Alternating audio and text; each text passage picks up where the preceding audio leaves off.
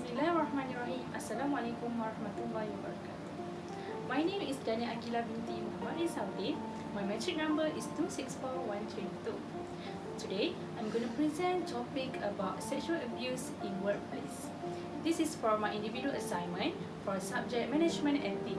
Now, I'm going to present my presentation for Dr. Amir bin Haji Darus.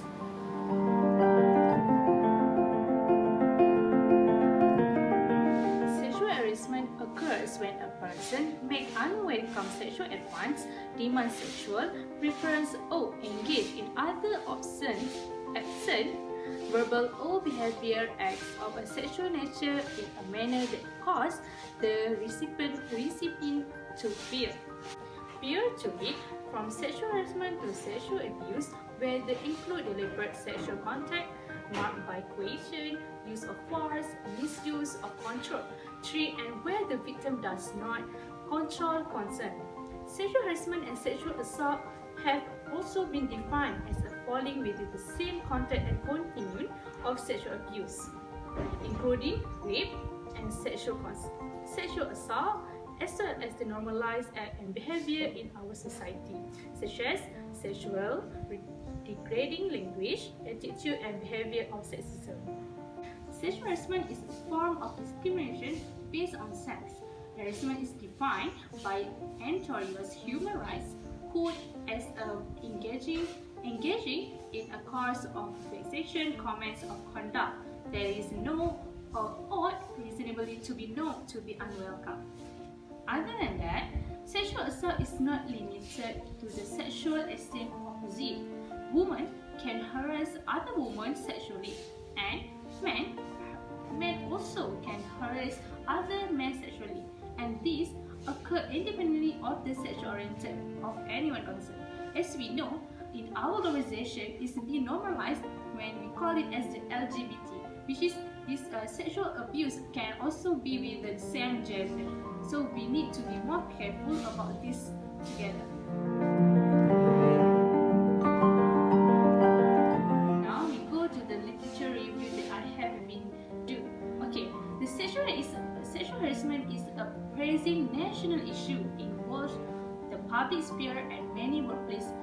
Recently, high-profile allegations the media, government, and prominent firms, as well as the accompanying social movement, have raised the visibility of sexual harassment, strongly suggesting that workplace sexual harassment has not been effectively addressed or perhaps even taken seriously by many employees.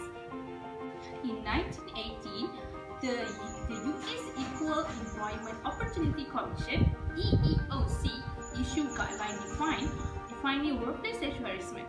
Many countries quickly followed the U.S. lead in the recognition of sexual harassment as an illegal form of workplace behavior. Sexual harassment and assault at work have serious implications for women and for their employers. Women who are targeted may experience a range of negative consequences, including physical and mental health problems, career interruption, and lower earnings. In addition, sexual harassment may limit or discourage women from advising into higher paid careers and may contribute to the persistent gender wage gap. It may also intersect with other forms or discrimination and harassment on the basis of range or ethically sexual oriented age or disability.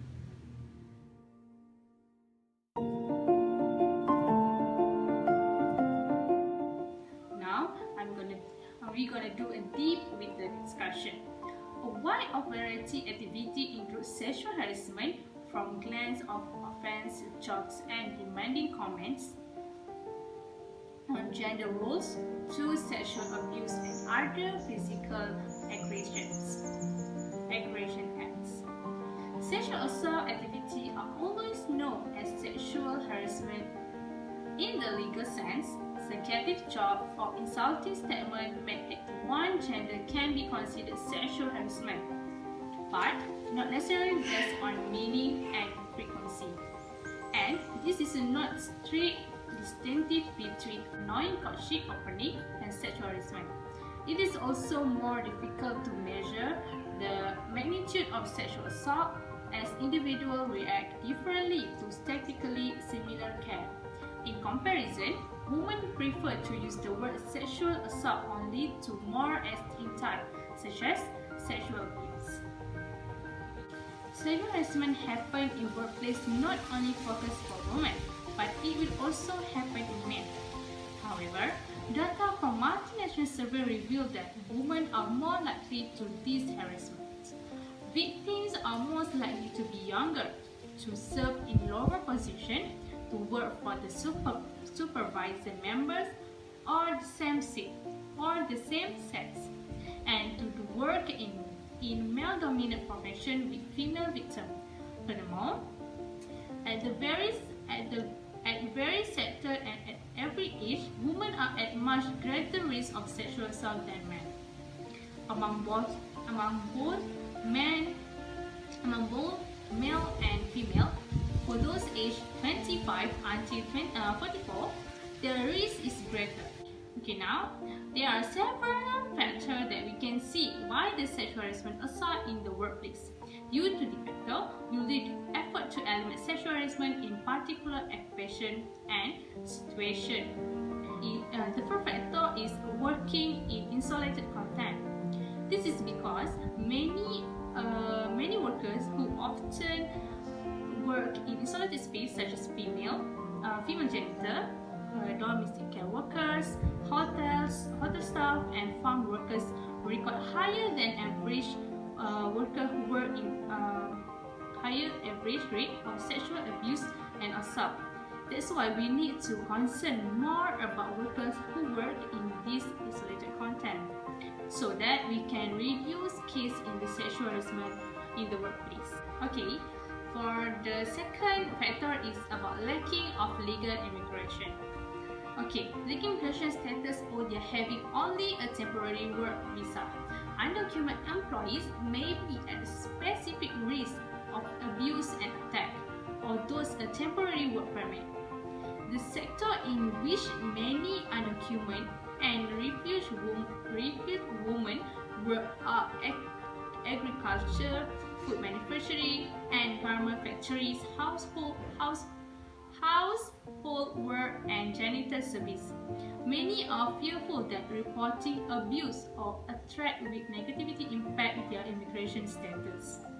Others may not know their rights or without understanding English may find it possible to obtain legal help. Retaliation against sexual women who speak up against sexual harassment in the workplace can include attempt to call or terminate temporary work visa by immigration and customs enforcement. For the conclusion, the workers deserve a work environment including sexual assault free of some form of gender discrimination. In some of the most impacted sectors, survivors and staff have spearheaded several successful strategy and protection jobs have contributed to reform from state legislation to business framework of corporation responsibility that will give tough control and voice back in order to pressure employees and politicians from reform. Meanwhile, by listening to their experience and collaborating with them to enforce state-level safeguards, policymakers can intensively the effect of workers' organizations. Other than that, we may play a vital role in governing employees in practicing and defending employees of sexual abuse happen across all the sectors. So I think that's all about the sexual abuse in the workplace.